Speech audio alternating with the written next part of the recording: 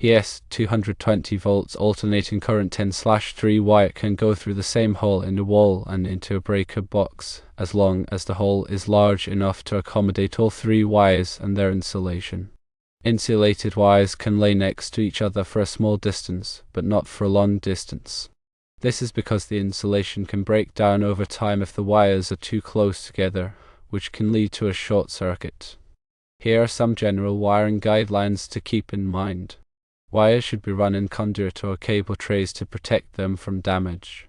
Wires should be kept separated by at least 0.25 inch to prevent arcing. Wires should not be run parallel to each other for long distances to prevent electromagnetic interference. Wires should be properly terminated and connected to prevent loose connections. Here are some specific wiring guidelines for 10/3 wire. 10/3 wire is typically used for 220 volt circuits. The black wire is the hot wire. The red wire is the second hot wire. The white wire is the neutral wire. The green wire is the ground wire. When wiring a 10/3 wire, it is important to follow all of the general wiring guidelines and the specific wiring guidelines for 10/3 wire. When working with electrical wiring, safety is paramount. Always to energize the circuit before beginning any work. Use appropriate personal protective equipment, including safety glasses and insulated gloves. If you are not comfortable working with electrical wiring, consult a qualified electrician. Now let's elaborate on these wiring guidelines. Conduit and cable trays provide physical protection for wires, shielding them from damage caused by impacts, abrasion, and environmental factors. This protection is essential for maintaining the integrity of the wiring system and preventing potential hazards. Maintaining a minimum separation of 0.25 inch between wires helps to prevent arcing, which can occur when high voltage electricity jumps between conductors. Arcing can damage the insulation and create a fire hazard. Running wires parallel to each other for long distances can induce electromagnetic interference, or EMI, in the wires. EMI can disrupt the operation of sensitive electronic equipment. Proper termination and connection of wires are crucial for ensuring a reliable electrical connection. Loose connections can cause overheating, arcing, and even fire. 10/3 wire is commonly used for 220 volt circuits, which power appliances such as electric ranges, clothes dryers, and air conditioners. The black and red wires are the hot wires, each carrying 120 volts of alternating current. The white wire is the neutral wire, which provides a return path for the current. The green wire is the ground wire, which provides a path for fault current to flow back to the source, tripping the circuit breaker and preventing electrical shock. When working with 10/3 wire, it is essential to identify each wire correctly and connect it to the appropriate terminal. Incorrect wiring can lead to serious electrical hazards.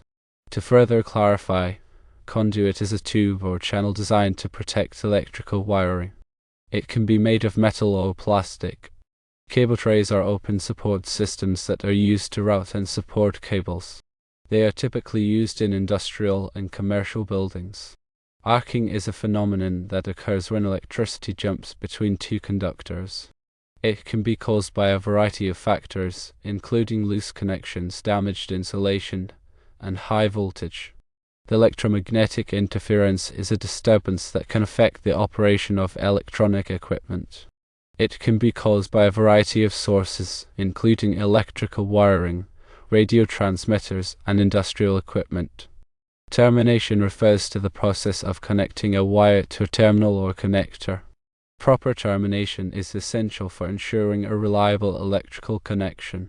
In addition to the guidelines already discussed, there are several other important considerations when working with electrical wiring. Always follow the National Electrical Code, or NEC, which provides comprehensive standards for electrical installations. Ensure that all wiring is properly sized for the intended load. Use appropriate connectors and fittings for the type of wire and application. Protect wiring from physical damage by using conduit, cable trays, or other protective measures. Label all wiring clearly to facilitate future maintenance and troubleshooting. Regularly inspect wiring for signs of damage or wear. Repair or replace damaged wiring immediately. When working with electricity, always exercise caution and common sense. If you are unsure about any aspect of electrical wiring, consult a qualified electrician. The National Electrical Code, or NEC, is a set of standards developed by the National Fire Protection Association, or NFPA, to ensure the safe installation and maintenance of electrical systems. The NEC is updated every 3 years and is widely adopted by state and local governments in the United States. Wiring sizing refers to the process of selecting the appropriate gauge of wire for a particular circuit. The gauge of wire is determined by the amount of current that the circuit will carry. Using undersized wire can cause overheating and fire. Connectors and fittings are used to join wires together and to connect wires to electrical devices. There are many different types of connectors and fittings available, each designed for a specific purpose. It is important to use the correct type of connector or fitting for the application. Labeling wiring is essential for facilitating future maintenance and troubleshooting. Labels should identify the circuit number, voltage, and function of each wire. Regular inspection of wiring is important for identifying potential problems before they become serious. Look for signs of damage such as cracked or frayed insulation, loose connections, and corrosion. Damaged wiring should be repaired or replaced immediately to prevent electrical hazards. Remember to turn off the power at the breaker before working on any electrical circuit. This will help to prevent electrical shock. Use a voltage tester to verify that the power is off before touching any wires. Wear safety glasses to protect your eyes from debris. Wear insulated gloves to protect your hands from electrical shock. Do not work on electrical wiring in wet or damp conditions. If you are not comfortable working with electrical wiring, consult a qualified electrician. Electricity is a powerful force that can be dangerous if not handled properly. By following these safety guidelines, you can help to prevent electrical accidents. Now let's consider the specific case of running 220 volts alternating current 10/3 wire through walls. When running wire through walls, it is important to protect it from physical damage. This can be done by using conduit or cable trays. If the wire is not run in conduit or cable trays, it should be protected by a nail plate where it passes through studs or joists. A nail plate is a metal plate that is installed over the wire to prevent it from being punctured by nails or screws. When running wire through walls, it is also important to avoid creating sharp bends in the wire. Sharp bends can damage the insulation and reduce the current carrying capacity of the wire. The minimum bending radius for electrical wire is typically specified in the NEC. When running wire through walls, be sure to leave enough slack in the wire to allow for future repairs or modifications. It is also a good idea to label the wire at both ends to identify the circuit to which it belongs. Now let's discuss the spacing of insulated wires. As mentioned earlier, insulated wires can lay next to each other for a short distance, but not for a long distance. This is because the insulation can break down over time if the wires are too close together. The NEC specifies the minimum spacing requirements for insulated wires. In general, wires should be kept separated by at least 0.25 inch to prevent arcing. When running multiple wires together, it is important to bundle them together using cable ties or other fasteners. This will help to prevent the wires from becoming tangled and damaged. When bundling wires, be careful not to over-tighten the cable ties, as this can damage the insulation. When working with electrical wiring, it is always best to err on the side of caution. If you are unsure about any aspect of the wiring, consult a qualified electrician. Electricians are trained professionals who have the knowledge and experience to safely and effectively install and maintain electrical systems. Hiring an electrician can help to ensure that your electrical wiring is safe and up to code. When choosing an electrician, be sure to select one who is licensed and insured. Also, ask for references and check online reviews. A good electrician will be able to answer your questions and provide you with a clear estimate of the cost of the work. Electrical work can be dangerous, so it is important to hire a qualified professional to do the job. By following these guidelines, you can help to ensure that your electrical wiring is safe and reliable. Furthermore, consider the environment in which the wiring is being installed. In damp or wet locations, Use wiring that is specifically rated for wet environment. This type of wiring is designed to resist moisture and corrosion. In areas where the wiring is exposed to extreme temperatures, use wiring that is rated for those temperatures. High temperatures can cause the insulation to degrade over time, leading to electrical hazards. Consider using arc fault circuit interrupters or size to protect circuits that serve bedrooms and other areas where people sleep. Size are designed to detect arc faults, which are a common cause of electrical fires. They can trip the circuit breaker before a fire starts, providing an extra layer of protection. Ground fault circuit interrupters, or GFCIs, are designed to protect people from electrical shock. They are required in bathrooms, kitchens, and other areas where water is present. GFCIs detect ground faults, which occur when electricity leaks to ground. They can trip the circuit breaker before a person is injured. When working with electrical wiring, it is important to use the right tools. Use insulated screwdrivers, pliers, and wire strippers. These tools are designed to protect you from electrical shock. Use a voltage tester to verify that the power is off before touching any wires. Use a multimeter to measure voltage, current, and resistance. A multimeter is a versatile tool that can be used for a variety of electrical measurements. When working with electrical wiring, it is important to stay focused and avoid distractions.